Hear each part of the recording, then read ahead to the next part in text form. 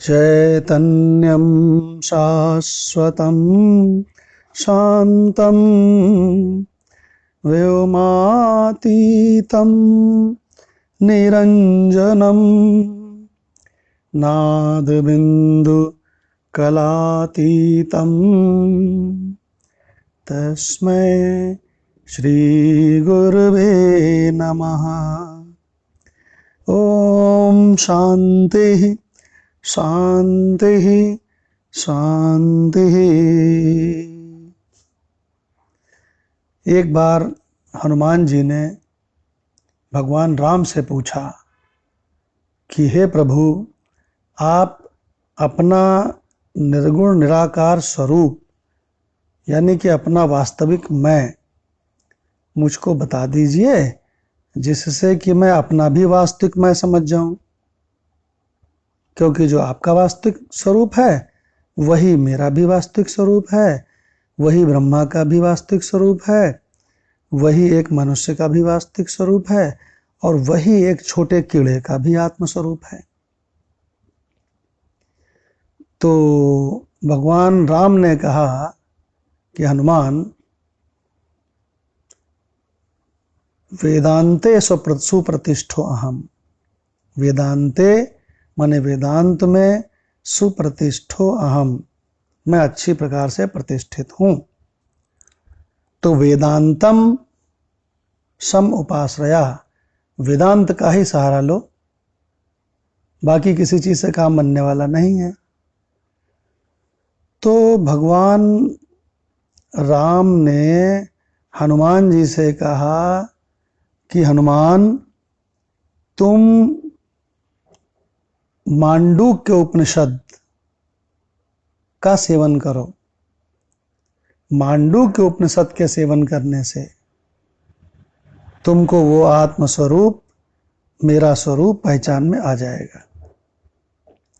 अब मांडूक्य उपनिषद में केवल 12 मंत्र हैं, केवल 12 मंत्र, और उन 12 मंत्रों में भी सबसे टॉप क्लास मंत्र है मंत्र नंबर 7। थोड़ा ध्यान दीजिए, चारों वेदों से 1180 उपनिषदें निकली हैं, और उनमें 101 उपनिषदें बहुत श्रेष्ठ हैं। उसमें भी 11 उपनिषदें बहुत श्रेष्ठ हैं। उनमें भी 10 उपनिषदें बिल्कुल टॉप मोस्ट हैं, टॉप 10 हैं। और उन्हीं पर आदि गुरु शंकराचार्य जी ने भी भाष्य लिखा है ना, और सारे टॉप क्लास महात्माओं ने उन्हीं पे भाष्य लिखा है। तो उन टॉप क्लास 10 उपनिषदों में भी सबसे टॉप क्लास है मांडूक्य उपनिषद, और उस मांडूक्य उपनिषद में भी सबसे टॉप क्लास मंत्र है मंत्र नंबर 7। स्लाइड को ध्यान से देखें, वही मंत्र जो कि पूर्ण परब्रह्म परमात्मा का वर्णन करता है। न अंतः प्रज्ञम न बहिष्प्रज्ञम। ये जो हमारा आपका सभी का स्वरूप है, ये न अंतः प्रज्ञम, ये भीतर की ओर, अंतः माने भीतर की ओर प्रज्ञा वाला नहीं है। न बहिष्प्रज्ञम, न बाहर की ओर प्रज्ञा वाला है। न उभयतः प्रज्ञम, न दोनों ओर प्रज्ञा वाला है। न प्रज्ञान घनम, ना ये प्रज्ञान घन है। प्रज्ञान घन का क्या मतलब होता है? प्रज्ञान घन का मतलब होता है कि ये सुसुप्ति की तरह नहीं है। अरे भाई, गहरी नींद में आप देखते नहीं हो, सबको अपने में विलीन करके केवल एक प्रज्ञान घन झमाझम, और कहीं किसी का अनुभव नहीं होता, ऐसा घन प्रज्ञान घन। तो वो ना सुसुप्ति के समान प्रज्ञान घन है, ना प्रज्ञम ना अप्रज्ञम, ना प्रज्ञम है। प्रज्ञम माने होता है जानने वाला, तो ना प्रज्ञम है ना जानने वाला है, ना अप्रज्ञम ना तो नहीं जानने वाला है, अदृष्टम जो देखा नहीं गया है, अव्यवहार्यम जो व्यवहार में कभी नहीं आता, हालांकि उसी की पावर से सारा व्यवहार चल रहा है कोटि कोटि ब्रह्मांडों का, लेकिन वो खुद हमारा आपका सबका स्वरूप अव्यवहार्यम है। अग्राह्यम जो पकड़ने में नहीं आ सकता, ग्राह्य माने पकड़ना। अलक्षणम जिसका कोई लक्षण नहीं है। अचिंत्यम जो चिंतन करने में नहीं आ सकता। कुछ लोग कहते हैं मैं परमात्मा का चिंतन कर रहा हूं। परमात्मा कैन नेवर बी ऑब्जेक्टिफाइड, तुम उसका चिंतन कैसे करोगे? परमात्मा सब्जेक्ट है, वो कोई ऑब्जेक्ट नहीं है। तो क्या कहते हैं? जो चिंतन करने में नहीं आ सकता। अचिंत्यम अव्यपदेश्यम।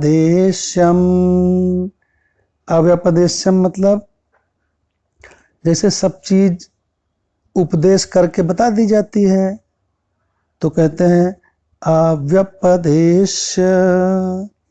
अव्यपदेश्यम वह शब्दों से उपदेश करने योग्य नहीं है। गजब। एकात्म प्रत्यय सारम एकमात्र आत्मसत्ता की उपस्थिति सबकी अनुभूति में, यही इसका सार है। एक आत्म प्रत्यय सारम प्रपंचो उपशमम। क्या गजब का पॉइंट है, जिसमें प्रपंच का सर्वथा अभाव है। प्रपंच उसमें दिखता है, लेकिन प्रपंच उसमें कहीं है नहीं। देखिए क्या गजब का शब्द है उपनिषदों का। प्रपंचो उपशमम, जिसमें प्रपंच का तीनों कालों में अभाव है। शांतम सर्वथा शांत है। शिवम जो कल्याणमय है।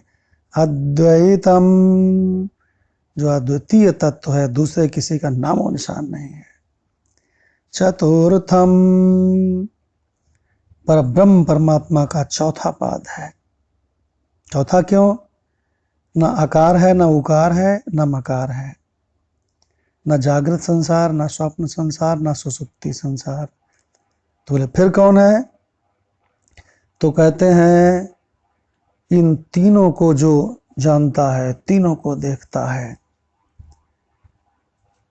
चतुर्थम मन्यते, इस प्रकार सारे ब्रह्मज्ञानी इस बात को मानते हैं, इसे जानते हैं कि यह चौथा है।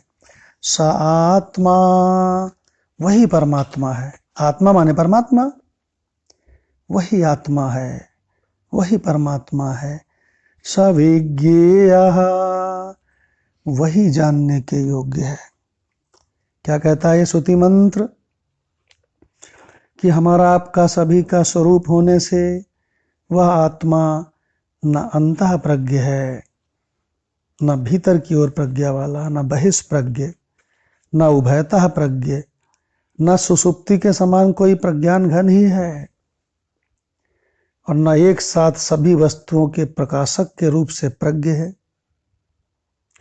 और न उसके विपरीत रूप से अप्रज्ञ है। वह तो अदृश्य है, अधिष्ठान है, अतएव अव्यवहार्य है। इसलिए व्यवहार वो अव्यवहार्यम है, कर्मेंद्रियों से ग्रहण करने के योग्य नहीं है, इसीलिए अग्राह्य है। लिंग रहित होने से अनुमान के भी योग्य नहीं है, इसलिए अचिंत्य है। क्या बढ़िया बात है। और शब्दों से उपदेश नहीं किया जा सकता, उसके अयोग्य है, इसलिए अव्यपदेश्यम, जागृत आदि अवस्थाओं में सदा रहने से, लेकिन कभी किसी के साथ गड्ढमड्ढ नहीं होता, मिलता नहीं है, इसलिए एकात्म प्रत्ययसार है। प्रपंच के उपसम रूप से शांत शिव और अद्वैत स्वरूप है। ऐसा जो हमारा तुम्हारा आत्म विषय के बारे में तत्ववेत्ता मानते हैं, ऐसा है। अतः वही आत्मा है। और सबसे कमाल की बात यह है कि वही जानने के योग्य है और कुछ जानने के योग्य नहीं है, क्योंकि सारा जगत, जीव, ईश्वर, ये सब के सब उसी आत्मा में ही तो प्रतीत हो रहे हैं सपने की तरह। तो तुम झूठे को, सपने को क्या स्टडी करोगे? कब तक स्टडी करोगे? इससे क्या तुम्हारा कल्याण हो जाएगा? इस सपने वाले जगत में क्या तुम पालोगे? जो तुम्हारा छूटे ना, सब छूट जाएगा। इसकी क्या तुम आकांक्षा करते हो? लगता है तुमको विवेक नहीं है। मांडूक्य उपनिषद 7वां मंत्र, अद्भुत मंत्र, जिसमें हमारा आपका स्वरूप बिल्कुल हर प्रकार से बताया गया है। ओम शांति शांति शांति।